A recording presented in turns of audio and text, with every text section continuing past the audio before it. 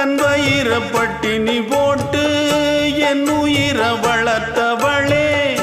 தன்னந்தனியாயிருந்து என்ன கரை சேர்த்தவளே, நோயாலே நான் படுத்தா நோம்பிருக்கும் ஆத்தா, தீ மூண்டு தீர்ந்திடுமானம் கணக்கு ஆத்தா, பெத்தவள தள்ளி வச்ச பாவத்துக்கே பக்கம் வந்து கொள்ளி வைக்க கூடலியே,